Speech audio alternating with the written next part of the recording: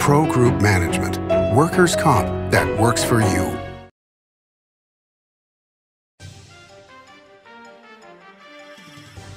Welcome to Nevada Newsmakers. On the broadcast today, it's an all-pundit program with Mike Draper, Mackenzie Warren, and Russell Rowe. It's all coming up next on an all-new Nevada Newsmakers.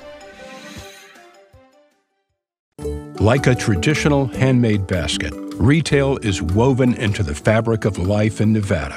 From big box to mom and pop, retail supports our communities in countless ways. Jobs for the disabled, team uniforms for kids, help for the elderly, and so much more. Retail employs over 1 in 10 workers. Retail supports Nevada, and we support retail. RANNV.org. Pro Group Management is the place where companies can find workers' comp solutions that are designed to meet their specific business requirements. As regulations evolve, Pro Group takes a proactive approach to clear the path to make sure your business stays ahead of the curve. Knowing your workers' comp program is optimized, you can focus on other important matters related to your growing business.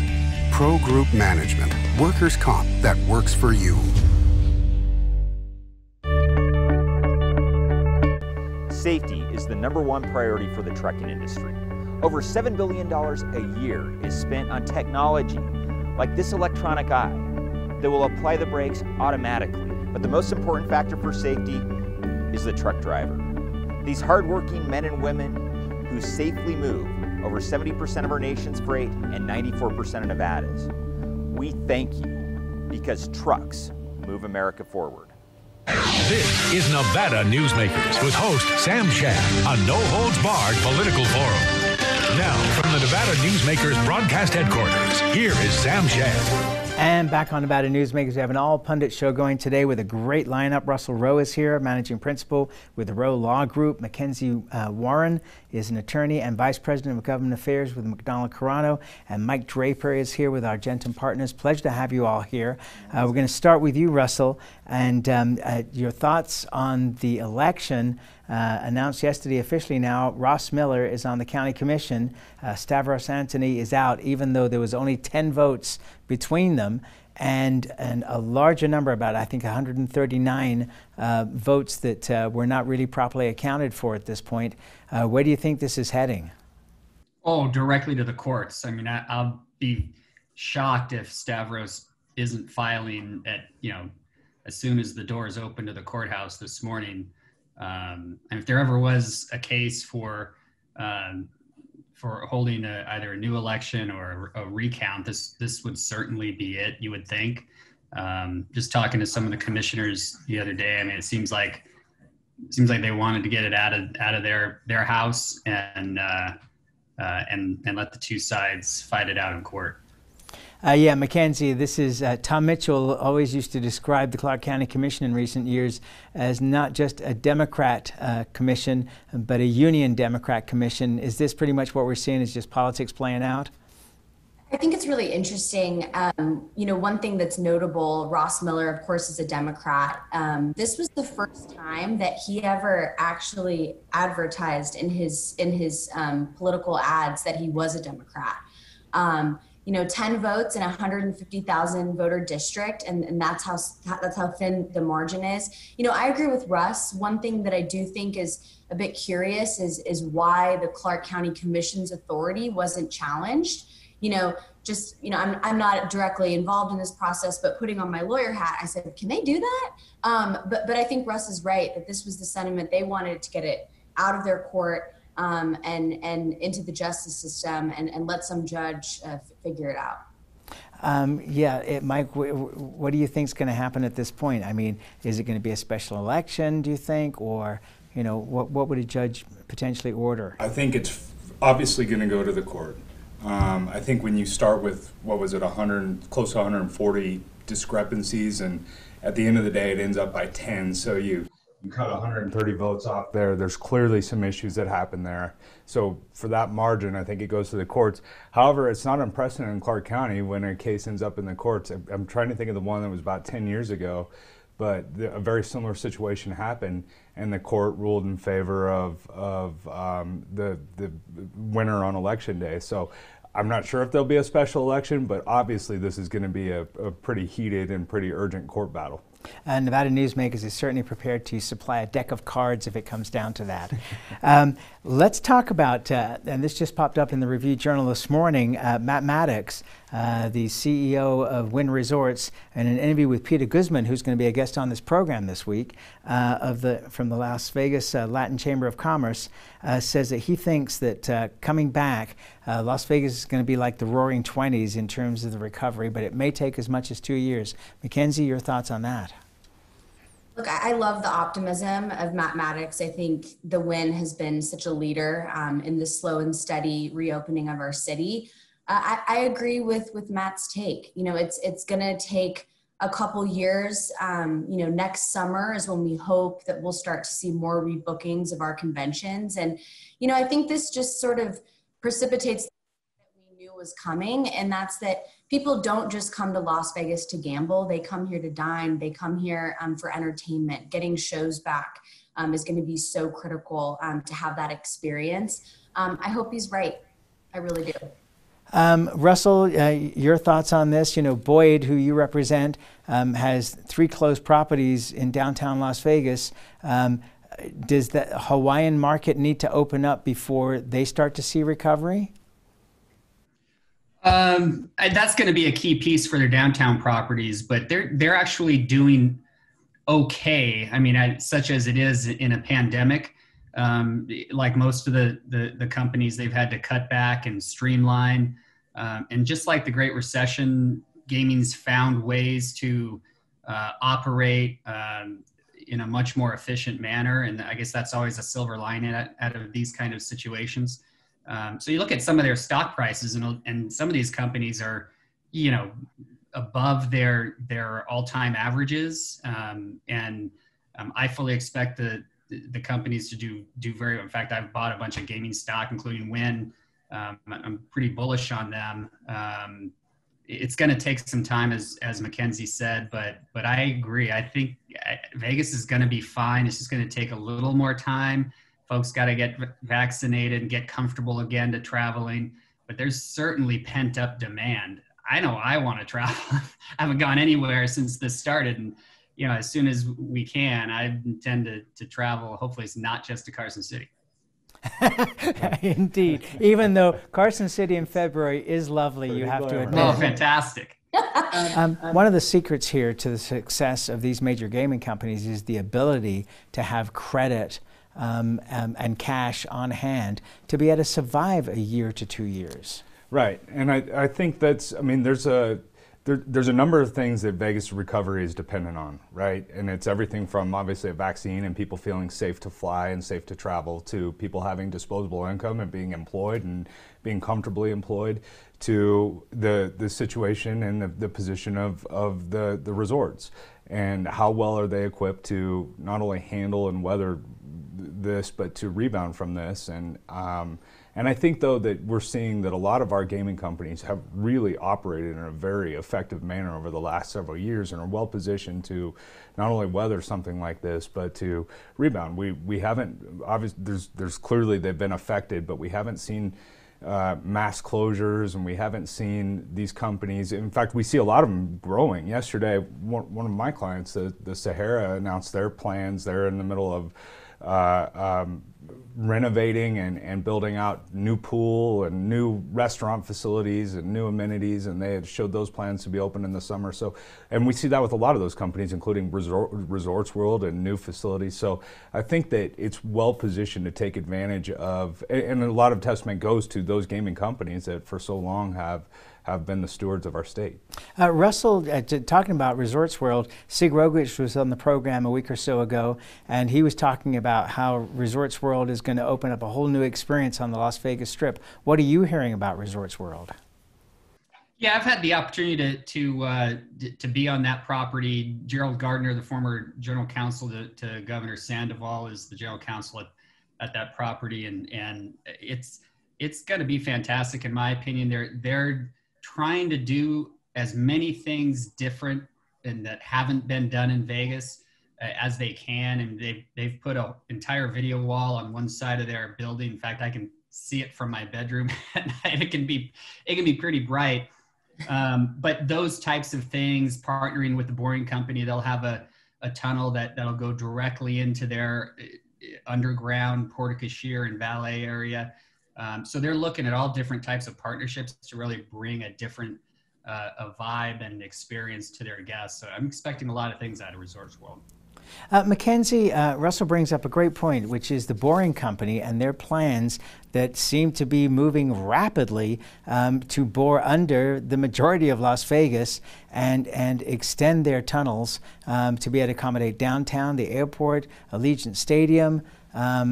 This is phenomenal. What are your clients saying to you about this? So, Russ is probably the better subject matter expert on this topic. But just from being a native and understanding that, Vegas could always stand to be a little bit more accessible and walkable. If you go to a major city like, Chicago or New York or Boston, you can get around pretty easy. Vegas, not as much. I think this is essential for the growth and innovation of our city to make it easy on people and tapping into the technology. But what I will say, Sam, is, another silver lining is all the construction and development. We're seeing Resorts World appearing right before our eyes. Circa just reopened. Of course, Allegiant Stadium, they trudged on and opened on time, building during this pandemic. So, I think that's really important from an optics standpoint. So when, the world is seeing, oh, hey, Vegas is still got things going on. I think that's really important to instill faith and confidence. So as soon as it's safe and the confidence is there and those that choose to take the vaccine they can come back. Well, the other thing to look at is that if the Boring Company is able to link all of these properties in a way that the monorail never really was able to, you can truly have a citywide convention, including the Las Vegas Strip and downtown. Boy, look at the potential there for people to get within, a couple of minutes from one convention center to another. Now you're talking competition. I don't see how anybody competes with that. Let's take a break. We'll come back more with this great panel after this time out. Because of UMC, I'm putting my free time to good use. Because of UMC, she keeps me on my toes. Because of UMC and this guy, I'm here. UMC, the highest level of care in Nevada. Can't do it. Stupid, like my mom. We can't do anything at Mommy's because you won't pay child support. Dad said you cheated, and he's not even sure he's my dad. Mommy said you left both of us, so she isn't gonna let me see you. I look just like my father. I'm divorce attorney Marilyn York, and I may represent men, but hate has no gender, only casualties. Please, stop sacrificing your children in your war against your ex. The signs and symptoms of cataracts can start out small with subtle changes in your vision. So don't wait. Be proactive and take your vision into your own hands. If you're experiencing the onset of cataracts or just have questions, contact your eye care professional or call Eye Care Associates of Nevada today. Dr. Hiss has years of experience specializing in the surgical correction of eye disorders and has completed over 84,000 vision correcting procedures. At Eye Care Associates of Nevada, we'll change the way you look at the world.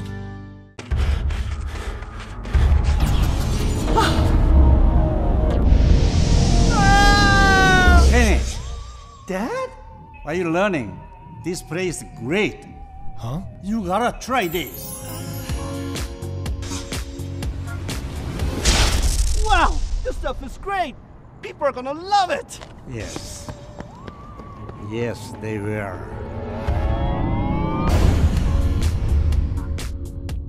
This is Nevada Newsmakers. And back on Nevada Newsmakers, I have a great all-pundit show going here today with Mike Draper, Mackenzie Warren, and Russell Rowe. So Russell, one of the things that's been a topic in the news lately is diversification, talking about how the gaming industry is the big industry, and even though there's been diversification within the gaming industry into entertainment, sports, and all this other stuff, that when you look at Northern Nevada and its diversification, Southern Nevada looks at it and goes, why don't we have this? But isn't that just an incredible 30-year journey that needs to be embarked upon? Yeah, it is. I mean, there were a number of articles in the RJ and the Sun earlier this week on this topic, and you know, you just got to shake your head. We've been talking about this decades, right? And Brian Sandoval was able to do something about it. He was very aggressive from the time he became governor and focusing on bringing companies to Nevada, and not just anybody, but major companies. He was pretty successful in that. And, you know, it could have been both North and South. Obviously, Faraday didn't succeed. If it did, it'd, you know, be a different story.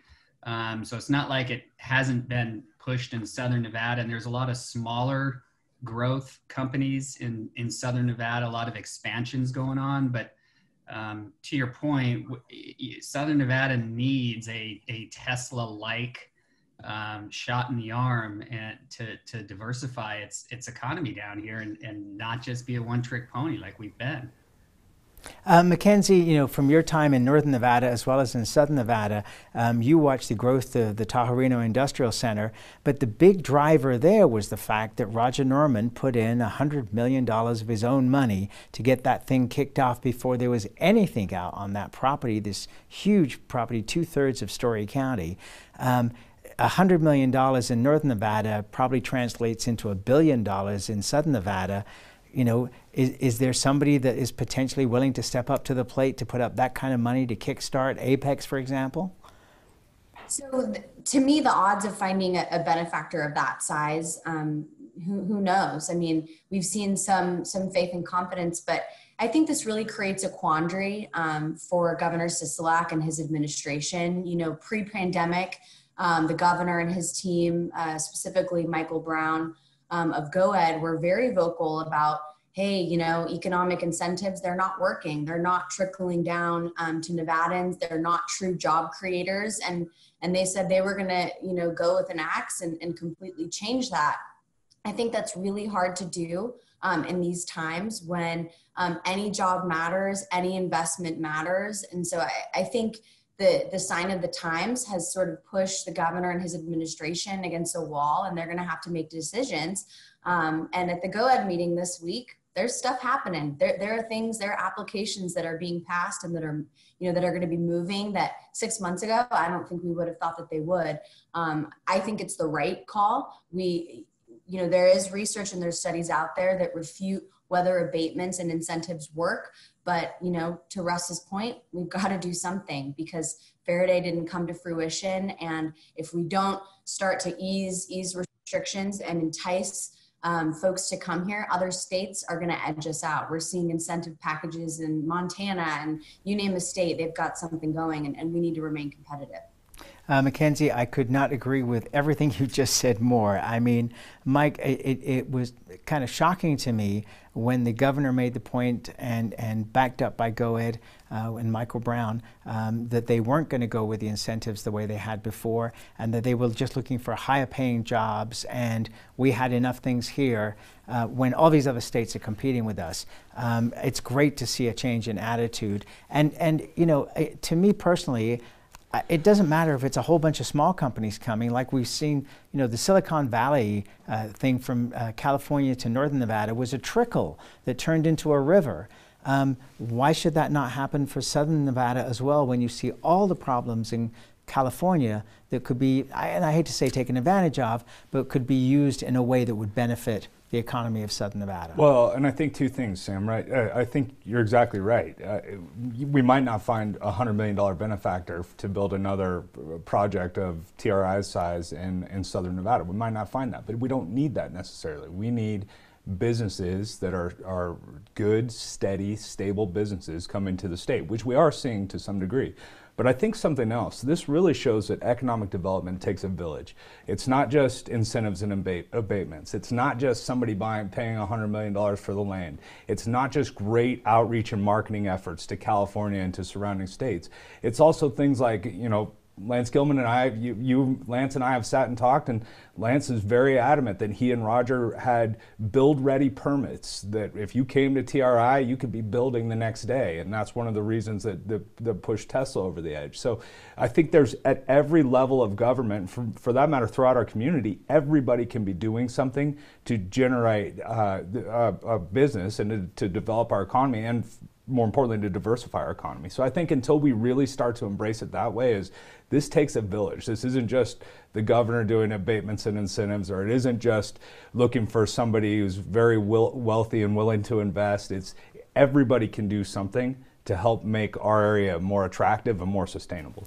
And Ryan Juden is going to be on the program next week, who's the city manager for North Las Vegas. We'll be here to discuss this very topic. And North Las Vegas was the first one, I think, in terms of state government or county governments and city governments to look at what was going on in Story County and say, we need to fix things so that we can move more rapidly. Because in places like Washoe and Clark, it takes forever to get anything permitted. I know Mayor Lee sat with Roger and Lance and has sat with them a couple times to learn from that model and to try and apply that there. All right, let's take another break and we'll be right back. Dimitri Prine here for Design Outdoor. Come visit Design Outdoor's store and backyard to see our wide selection of fire pits, barbecues, and pizza ovens, natural stone water features and fountains, and frost-proof pottery. Our store and backyard are located at 11600 South Virginia, just north of DeMonte Ranch Parkway. Visit designoutdoor.com or call us at 851-9499. One of the most psychologically damaging things parents can do to children in divorce is disparage one another, which is why I can't believe I even have to make this commercial. Half of your kids' genetics come from this person you're spewing hate about. Your children have the right to love you both, but more than that, they deserve to love themselves. Marilyn York might be a men's rights divorce attorney, but this is for every selfish parent. Shut up!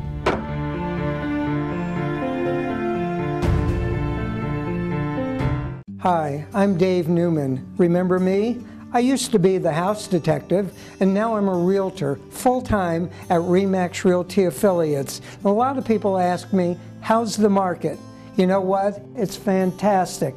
If you're even kicking around the idea of buying or selling, give me a call. Let's talk about it. Call me at RE/MAX Realty Affiliates and just ask for the guy who used to be the house detective, Dave Newman. Everyone is talking about opioids, but they're not the only drugs that can be harmful if taken in large quantities or not as prescribed. You also need to be aware of side effects from anxiety drugs, muscle relaxants, sleep aids, and stimulants. Mixing prescription drugs with other drugs or alcohol can be dangerous. If you take Ambien with a glass of wine, it may be enough to stop you from breathing. Prescribed drugs can be just as dangerous as illegal drugs. Take medications only as directed. This is Nevada Newsmakers. And back on Nevada Newsmakers, we've got an all Pundits show going here with Russell Rowe, Mackenzie Warren, and Mike Draper.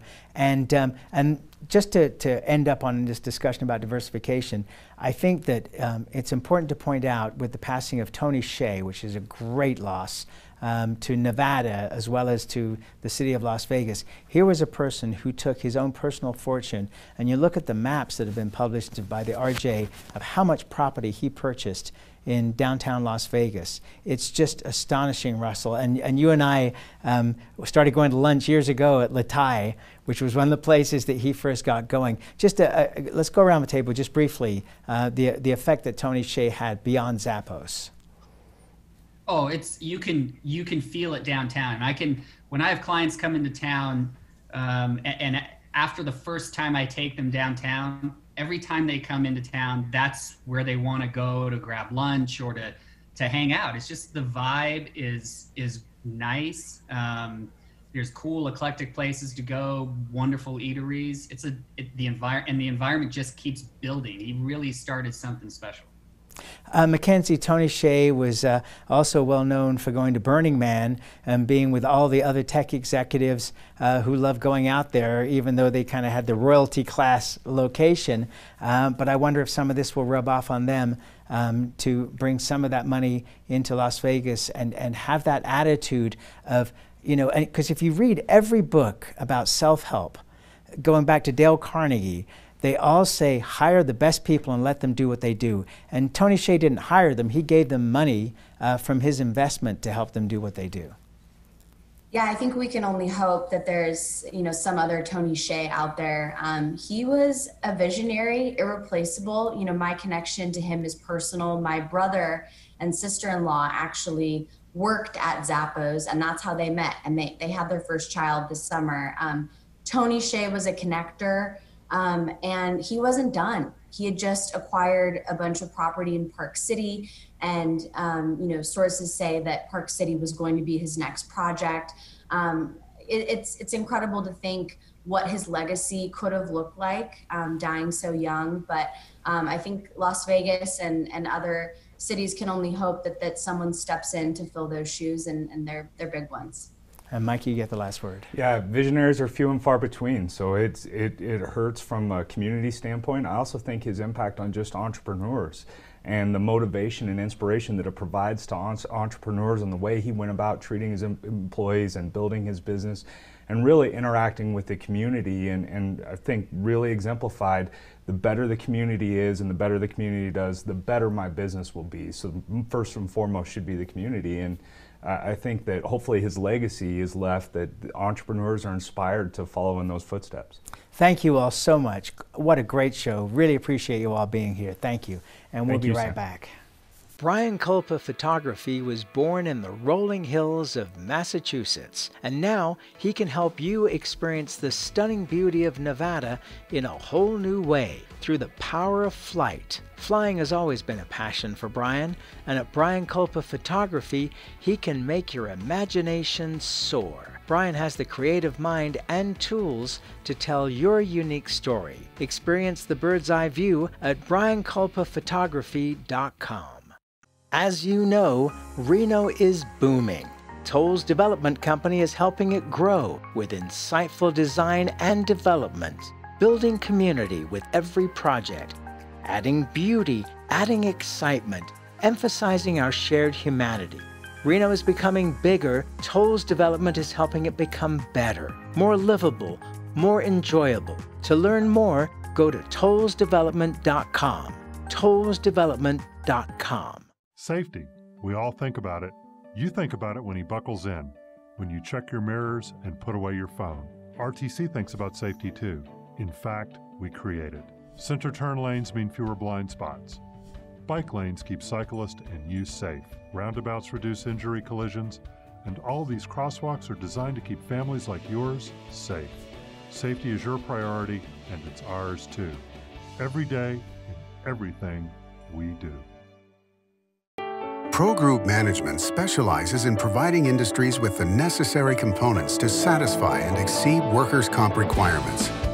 Every business has unique needs and specific regulations. Pro Group Management stays ahead of the curve, providing up-to-date services to keep your industry in top form.